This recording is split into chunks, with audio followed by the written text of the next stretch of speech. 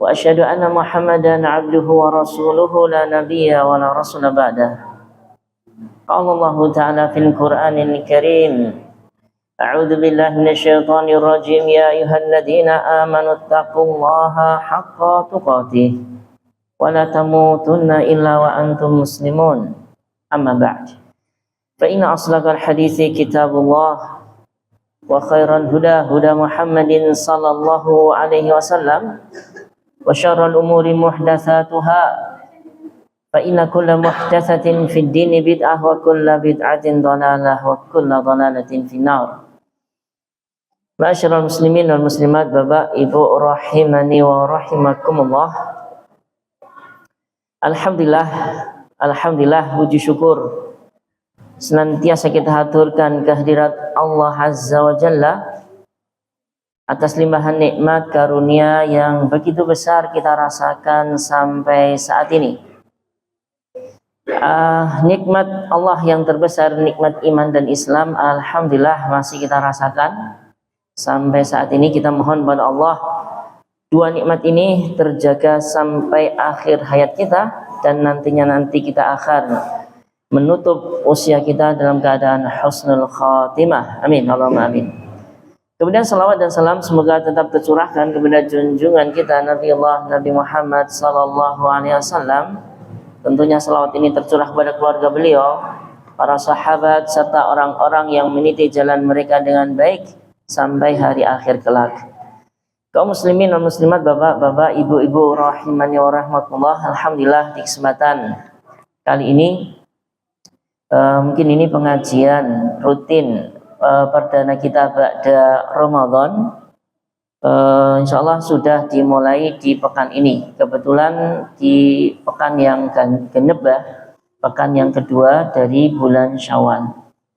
Mungkin nanti di pekan ketiga seperti biasa dan keempat seperti biasanya.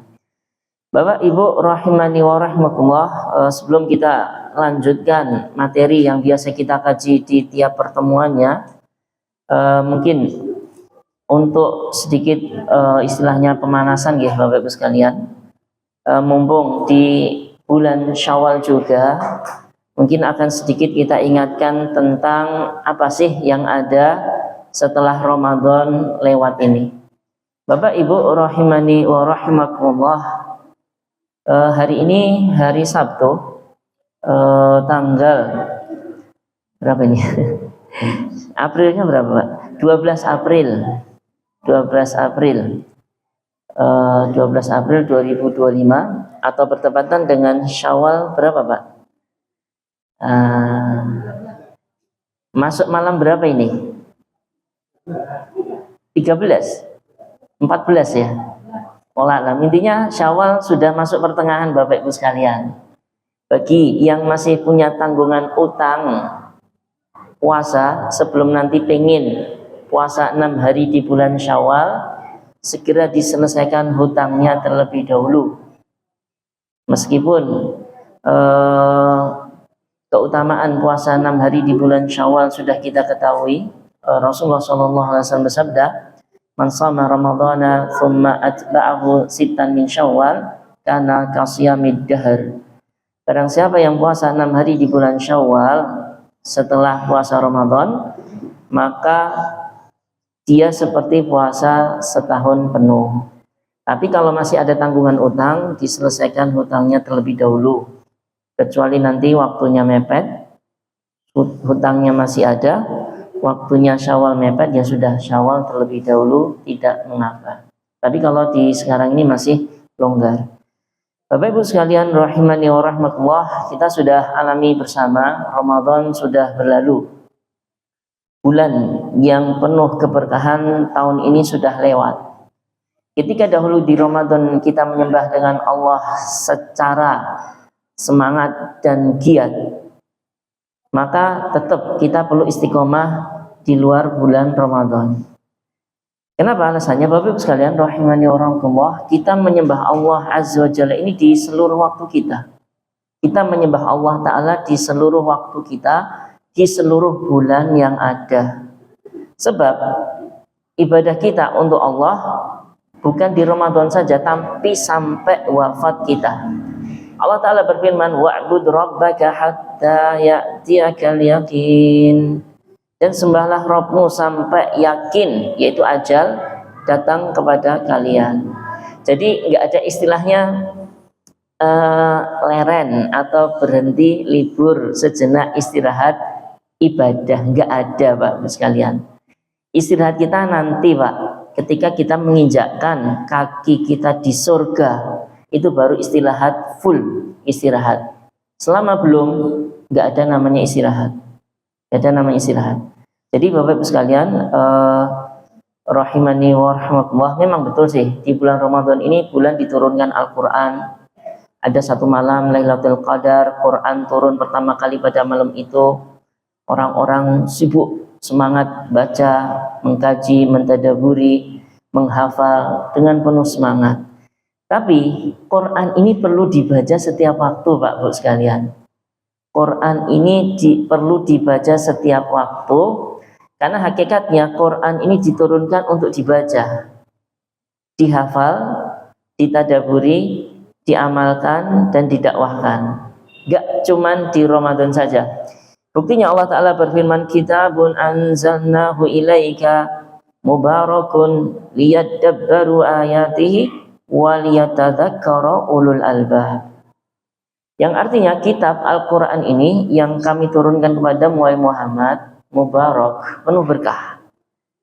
Liyadabbaru ayatihi, supaya mereka manusia itu mentadaburi ayat-ayatnya, dan supaya orang-orang yang berakal sehat itu mengambil pelajaran.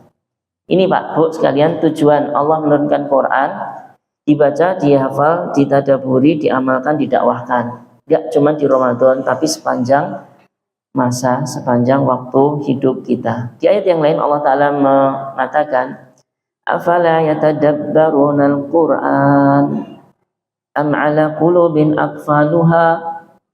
Maka tidaklah mereka menghayati, mentadaburi Quran, baca terjemahannya, dihayati. Am ala qulubin aqfaluha, ataukah hati mereka sudah terkunci, nggak mau mentadaburi Quran. Ini Bapak Ibu sekalian tentang yang pertama ya, interaksi kita dengan Quran di Ramadan sekarang beda. Tapi nggak ada masalah, yang penting tetap berinteraksi meskipun tidak seperti pas Ramadan.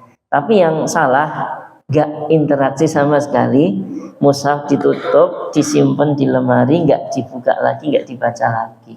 Bukanya kapan? Ramadan berikutnya. Ini yang salah. Kemudian yang kedua Bapak sekalian, memang betul sih, Nabi SAW orang paling dermawan di bulan Ramadan. Tapi beliau tetap dermawan di luar bulan Ramadan. Jadi dermawannya kita, suka memberi kita, jangan berhenti di Ramadan saja. Di luar bulan Ramadan pun harus. Kenapa? Karena Allah Ta'ala telah banyak menyebutkan dalam Al-Quran keutamaan sedekah itu sendiri. Di antaranya firman Allah Ta'ala di surat Al-Baqarah ayat 261. Allah Ta'ala berfirman, matsalul ladzina yunfiquna amwalahum fi sabilillahi kamatsali habbah. Perumpamaan orang-orang yang menginfakkan hartanya di jalan Allah seperti sebutir biji. Ambatat sab'a sanabil, yang menumbuhkan 7 tangkai. Biji ditanam, tumbuh 7 tangkai. Wa fi kulli sumbulatin mi'atu habbah, dan setiap tangkai tadi ada 100 biji lagi. Wallahu yudha'ifu liman yasha' wallahu wasi'un alim. Allah melipat gandakan bagi siapa yang Allah kehendaki. Jadi 1 biji jadi 7 tangkai, setiap tangkai 100, jadi total 700. Setelah itu Allah mengatakan Allah melipat gandakan lebih dari itu dari kepada orang yang Allah kehendaki. Wallahu wasi'un alim, dan Allah Maha luas, Maha mengetahui. Jadi ini tetap Bapak Ibu sekalian, keutamaan bersedekah itu tetap ada terus sepanjang waktu berdasarkan ayat-ayat dari Quran. Kemudian amalan-amalan yang lain selain baca Quran, kedermawanan, sholat malam, apalagi Pak, puasa, itu tetap kita harus istiqomah meskipun Ramadan sudah lewat. Kaitannya dengan puasa di bulan Syawal tadi sudah sempat kita ingatkan. Monggo masih ada waktu kita untuk mendapatkan pahala puasa setahun penuh dengan cara mengikuti puasa Ramadan yang kemarin sudah selesai dengan puasa sunnah 6 hari di bulan Syawal ini. Boleh urutan bebas. Kalau yang sudah mulai Sabtu tadi, dia sudah menggabungkan puasa Ayyamul Bid nanti Pak, 13, 14, 15. Nanti di 15 ini ketemu puasa Senin lagi, kemudian nanti Selasa, Rabu, Kamis ketemu Kamisnya lagi. Jadi double niatan puasanya dengan puasa ya mulai Sabtu tadi ya seharusnya. Sabtu, Ahad, Senin, Selasa, Rabu, Kamis. Tapi ya bagi yang sudah kelewatan ya nggak ada masalah, bisa di waktu-waktu selama masih di bulan Syawal. Ini ajakan untuk saya pribadi dan juga jamaah sekalian, kita luangkan waktu kita untuk melakukan puasa sunnah di bulan Syawal ini. Kemudian Bapak Ibu sekalian rahimani wa rahmatullah, kemudian kita masuki ke kajian kita nggih. Terakhir yang kita bahas, alhamdulillah sudah kita selesaikan Bapak Ibu sekalian, materi tentang kitab yang membahas tentang puasa. Jadi total alhamdulillah selama kita ngaji buku kita ini Al-Fiqhul Muyassaru fi Dhau'il Kitab wa Sunnah, belajar fikih secara praktis sesuai tuntunan Quran dan Sunnah, sudah Pak Bu sekalian terlewati beberapa kitab ya, atau beberapa pembahasan. Yang pertama dulu kalau Bapak Ibu lupa tentang masalah toharoh, bersuci. Kemudian yang kedua tentang masalah sholat. Kemudian yang ketiga tentang masalah zakat. Kemudian yang keempat tentang masalah puasa. Nah, yang akan kita bahas di kesempatan kali ini dan juga seterusnya, kira-kira apa Bapak Ibu sekalian? Kira-kira apa? Toharoh, sholat, zakat, puasa. Sudah. Berarti tinggal apa tadi ada yang haji, sahih. Betul. Bagian yang kelima di kitab ini yaitu Kitabul Hajj. Kitab yang membahas tentang haji. Ini layak untuk dibahas karena setelah Syawal ini masuk bulan Dzulqa'dah kita. Setelah bulan Dzulqa'dah, Dzulhijjah. Nah, disitulah ibadah haji dilakukan. Bagi Bapak Ibu yang akan melakukan haji tahun ini, maka perlu sebelumnya untuk mengetahui hukum-hukum seputar ibadah haji. Bagi yang belum, tetap perlu untuk dipelajari. Kenapa? Karena haji ini salah satu rukun Islam kita. Islam kita dibangun di atas 5 tiang. Yang kelimanya haji bagi yang mampu. Apakah akan kita punya perasaan nggak mampu terus selamanya? Ya enggak. Tetap niatan kita harus haji. Meskipun nanti kok qadarullah tidak mampu, ya enggak ada masalah. Yang penting saya punya niatan haji harus saya lakukan karena ini kewajiban saya. Qadarullah kok belum mampu, ya enggak ada masalah ditunda. Tapi kok nanti tiba-tiba mampu kemudian lupa tentang hal ini, lah itu yang berdosa. Jadi kita pelajari hal ini Bapak Ibu sekalian, harapannya semoga si fulan dilihat oleh Allah ya. Si fulan Masya Allah sudah belajar hukum tentang haji dengan baik.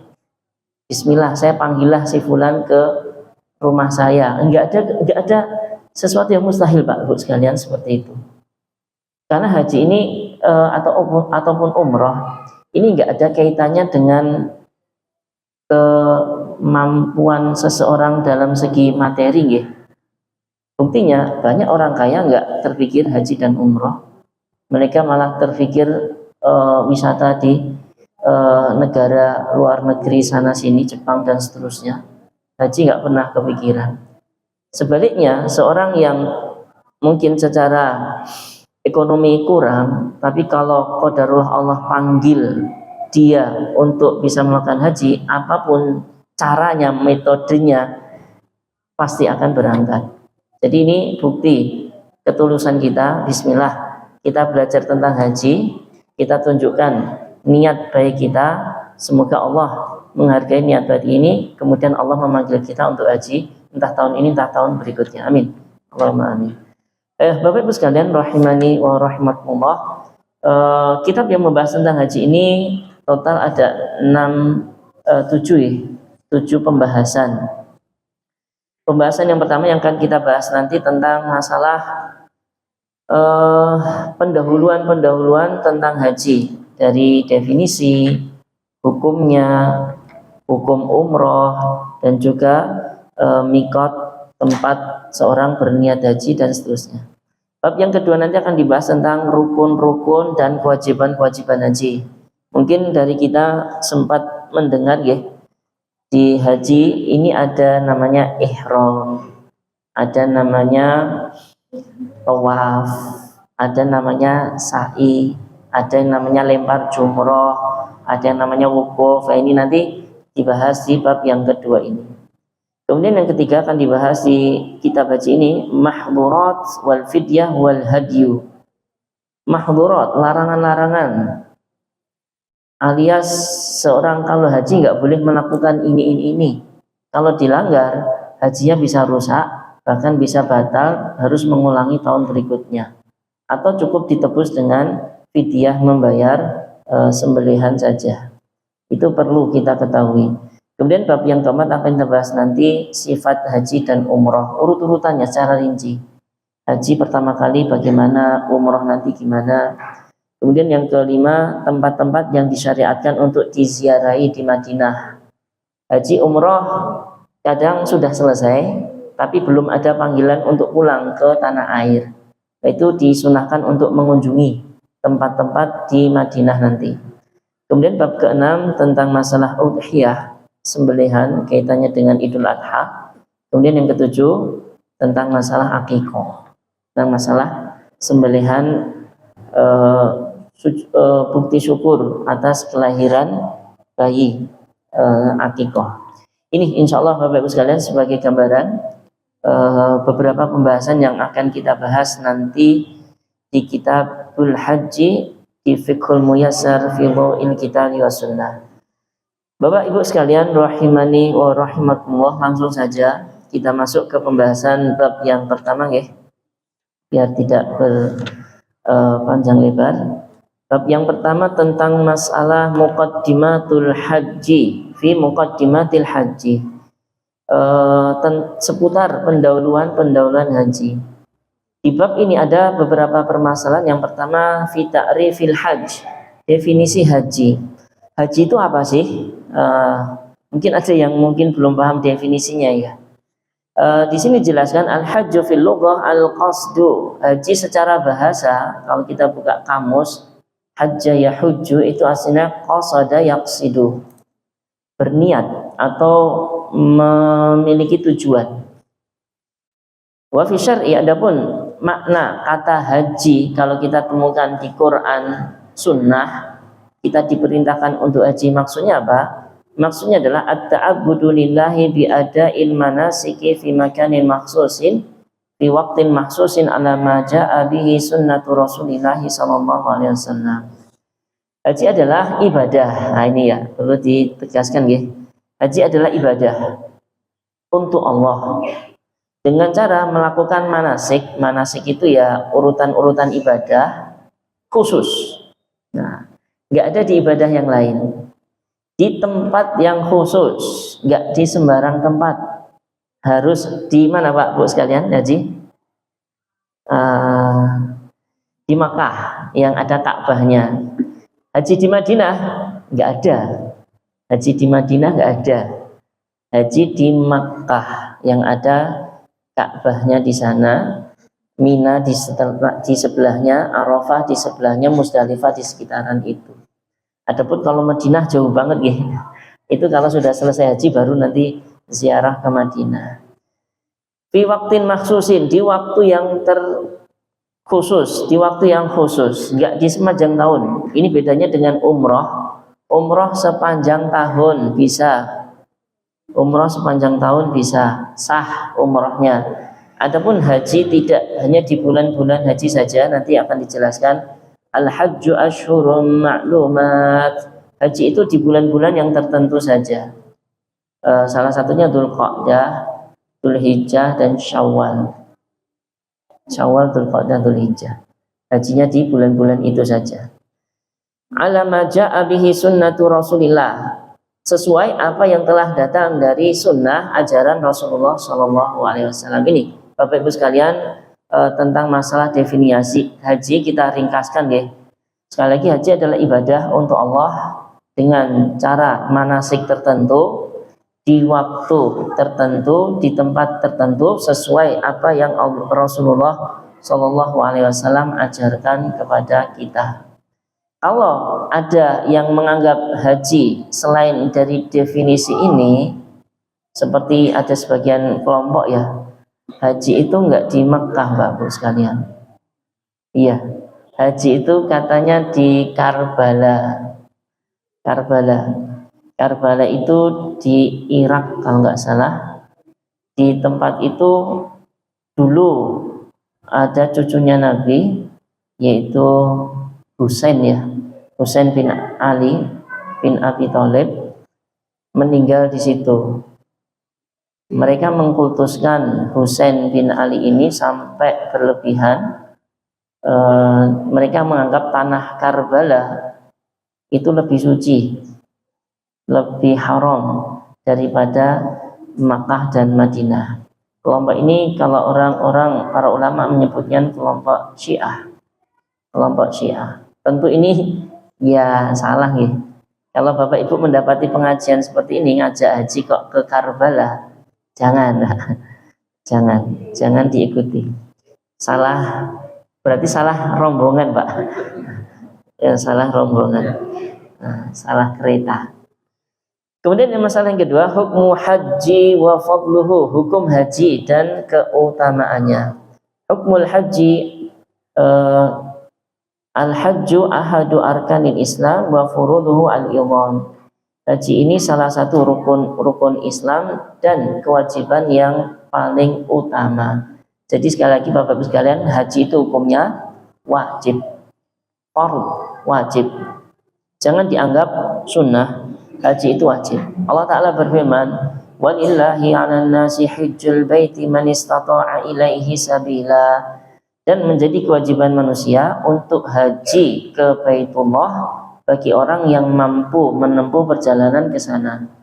Wa man kafara, dan barang siapa kufur mengingkari kewajiban haji ini, fa innallaha ghaniyun 'anil 'alamin, maka sesungguhnya Allah ghaniyun, maha kaya, enggak butuh dari seluruh alam semesta ini.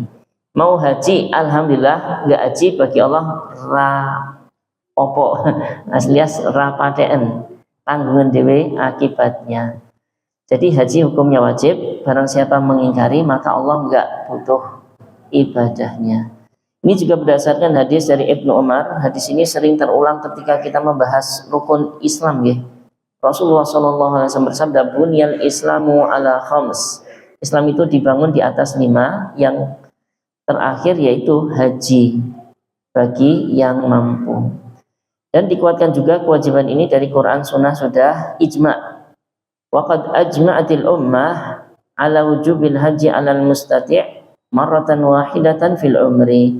Dan umat Islam telah sepakat, Bapak Ibu sekalian, ijma' ini termasuk sandaran beragama kita juga, selain dalil dari Quran dan Sunnah, ijma' para ulama, dan nggak bisa dibatalkan ya ijma' ini ya, bahwasanya haji itu wajib bagi yang mampu sekali seumur hidup. Ini Bapak Ibu sekalian.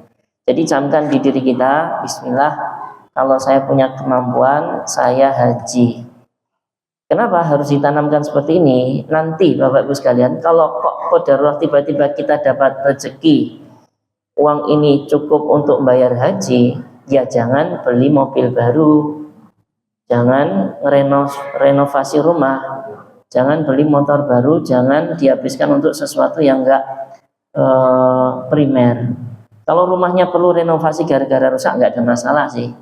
Mobilnya rusak terus perlu ganti, nggak ada masalah. Tapi selama masih bisa normal dipakai semua, kok punya uang lebih untuk daftar haji, ya wajib. Nanti kalau kita ditanya sama Allah, loh kok nggak haji, saya nggak mampu, masa kita mau bohongi Allah? Iya, nggak bisa. Ini camkan Bapak Ibu sekalian, haji itu hukumnya wajib. Kemudian yang kedua tentang keutamaan haji, yaitu banyak ya tentang masalah ini hadis-hadis yang banyak, diantaranya disebut di sini hadis dari Abu Hurairah radhiyallahu anhu, dan hadis ini marfu sampai ke Nabi sallallahu alaihi wasallam. Al-umratu ila al-umrati kafaratun lima bainahuma. Umrah satu ke umrah berikutnya menggugurkan dosa di antara keduanya. Wal hajjul mabruru laisa lahu jazaa'un illal jannah. Dan haji yang mabrur tidak ada balasan baginya kecuali surga.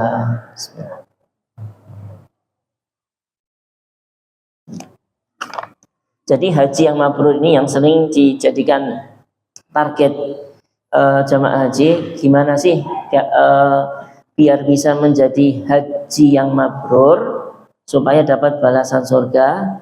Maka kita harus pelajari tentang kriteria-kriterianya. Salah satunya hadis berikutnya dari Nabi SAW tentang keutamaan haji. Rasulullah bersabda, man hajjalillah falam yarfus walam yafsuq raja'a ka yaumi waladatu ummuh. Barang siapa haji untuk Allah, ikhlas ya, untuk Allah, tidak ingin disebut pulang-pulang punya gelar haji di depannya, nggak ada niatan itu. Dipanggil haji, alhamdulillah, nggak dipanggil ya nggak marah. Hajinya untuk Allah semata. Walam yarfus, dan tidak berkata kotor ketika haji, tidak berkata keji. Walam yafsuk, dan tidak berbuat fasik, nggak berbuat maksiat di sana. Maka balasannya kata Nabi, roja'a, dia akan kembali kayaumi waladatu ummuhu, seperti hari di mana ibunya dahulu melahirkan dia. Alias bayi, seperti bayi yang baru lahir, tidak membawa dosa sama sekali. Ini keutamaan haji yang tidak ada maksiat dan tidak ada kata-kata keji di sana. Ila ghairi dzalika minal ahadits, dan keutamaan-keutamaan yang lain di hadis-hadis Nabi ada selain dari dua yang disebutkan di sini. Ini Bapak Ibu sekalian rahimani wa rahimakumullah, masalah yang kedua, hukum haji dan keutamaan haji. Kemudian yang ketiga, insyaallah yang kita bahas di kesempatan kali ini, masalah tsalitsah, hal yajibul hajju fil umri aktsara min marrah. Apakah wajib haji dalam seumur hidup ini lebih dari satu kali? Maka tadi sudah sempat disinggung, jawabannya tidak. La yajib, tidak wajib haji dalam seumur hidup itu illa marratan wahidah, kecuali satu saja, wajibnya satu saja. Wa mazada ala dzalika fa huwa tatawwu, dan barang siapa yang haji lebih dari satu kali maka hukumnya tatawwu, sunnah saja.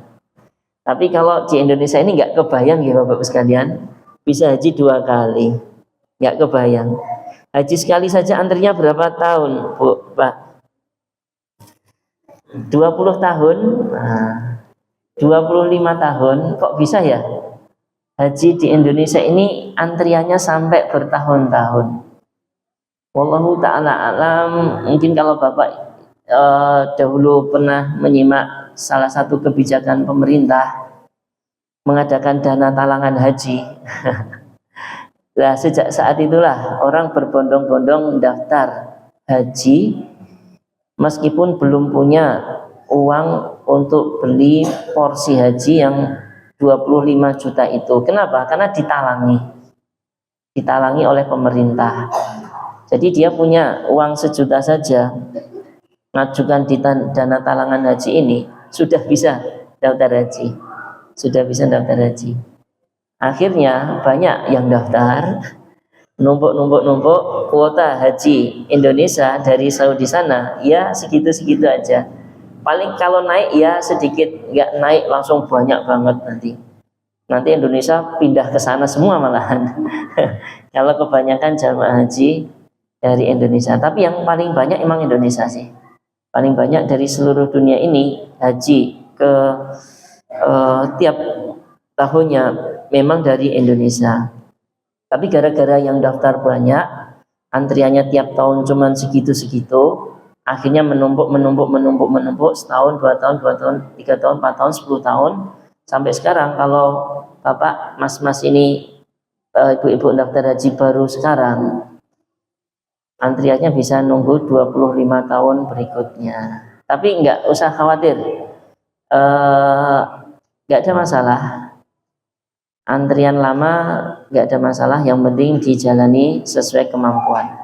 Kalau mampu nggak pakai antrian, ada pakai haji yang agak mahal, Haji Plus kalau nggak salah namanya itu, biayanya alam agak mahal lah, tapi antriannya lebih cepat, 7 tahunan, 5 tahunan. Atau kalau mau lebih cepat lagi, daftar sekarang, berangkat sekarang, ada juga, banyak juga itu dipromosikan itu, namanya Haji Furoda. Mungkin itu bisa nggih, setahun haji terus, setiap tahun haji terus bisa, tapi mahal banget ya. Kalau nggak salah pernah tanya itu Haji Furoda ini sekitar 200 jutaan Bapak sekalian. Butuh jual sawah berapa petak nih Bu? Jual emas di rumah sudah cukup Bu. Emasnya yang dijual. Emasnya yang di rumah kayaknya nggak laku Bu itu Bu. Laku Pak. 200 juta furoda. Atau ada tetangga di desa Mbeku saya itu, dia sudah haji bisa 2 kali Pak. Jadi TKI. Nah, jadi TKI pas ada proyek renovasi Masjidil Haram di sana itu banyak merebutkan. Nah, dia berangkat jadi tukang di sana, setiap tahun diizinkan haji. Jadi 2 tahun kontrak di sana, 2 kali haji. Nah, deket, tinggal melangkah saja sudah langsung haji. Kalau di sini harus pakai antrian. Atau berikutnya untuk solusi haji meskipun bahkan digaji ya, nggak bayar tapi digaji. Jadi apa Pak? Bu? Jadi petugas haji. Nah, jadi petugas haji. Jadi tiap tahun itu Kemenak membuka lowongan bebas, dibuka semuanya. Daftar jadi petugas haji. Bisa tenaga kesehatan, bisa tenaga mutawif, bisa tenaga yang agamanya. Intinya ada beberapa lowongan di sana.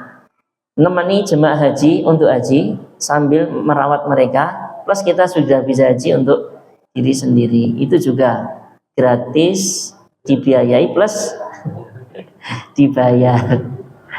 Atau solusi berikutnya Bapak, ini jangan guys, solusi yang terakhir jangan. Ini kayaknya yang berani cuma orang-orang Madura ini, katanya haji jalan kaki.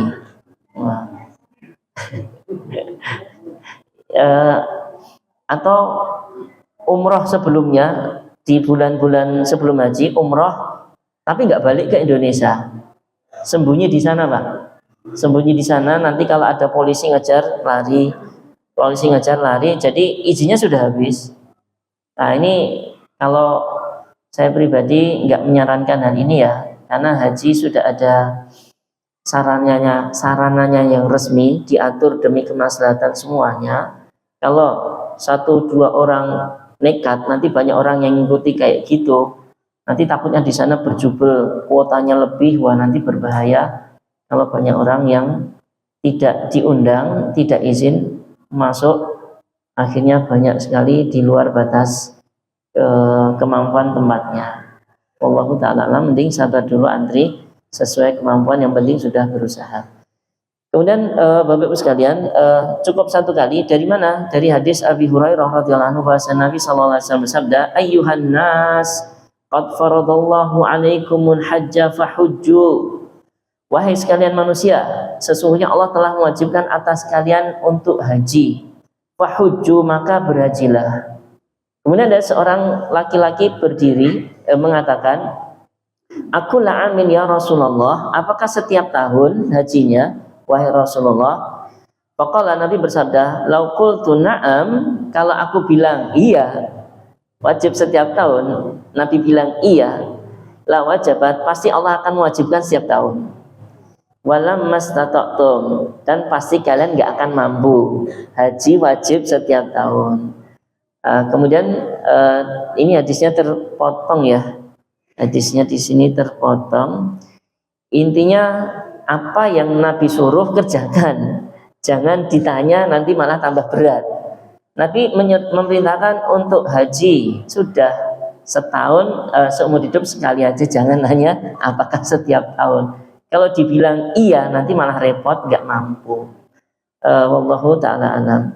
Dan Nabi dalam sejarahnya sirah beliau tidak berhaji setelah hijrah ke Madinah itu kecuali satu kali saja, yaitu haji yang disebut oleh para ulama haji wada.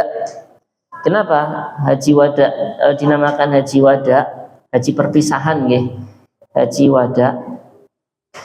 Karena di haji ini, setelah haji ini Nabi sudah tidak bisa mengulangi ibadah haji ataupun umroh setelah tahun berikutnya. Karena Nabi setelah itu wafat, dipanggil oleh Allah Azza wa Jalla. Jadi ini haji perpisahan, haji wada, sekali saja. Dan ulama telah sepakat bagi orang yang mampu wajib hajinya cuma sekali saja. Kemudian ada himbauan sekalian, Bapak Ibu sekalian, rahimani wa rahimakumullah, bagi yang mampu hendaklah bersegera untuk, kalau kita di Indonesia, daftar haji, atau kalau mampu langsung berangkat haji bagi yang mampu jika telah terpenuhi syarat-syaratnya. Wa ya'samu bi ta'khirihi li ghairi udrin, dan dia dosa kalau dia tunda-tunda tanpa ada udzur di sana. Uang simpanannya ada, dikelongi, dikurangi untuk daftar haji eman-eman. Wah, haji daftarnya nunggunya lama. Wes tak nguliani sih, jangan Bapak Ibu sekalian. Semampu kita daftar dululah. Apalagi ada kebijakan di tahun ini dari pemerintah kita, maaf ya, kebijakan baru dari pengurus haji di tahun ini. Bahasanya meskipun daftar sekarang, tapi kalau dia termasuk orang yang berumur usia lanjut, dia akan dapat kuota berangkat awal. Dengar-dengar kebijakannya seperti itu ya Bapak Ibu sekalian.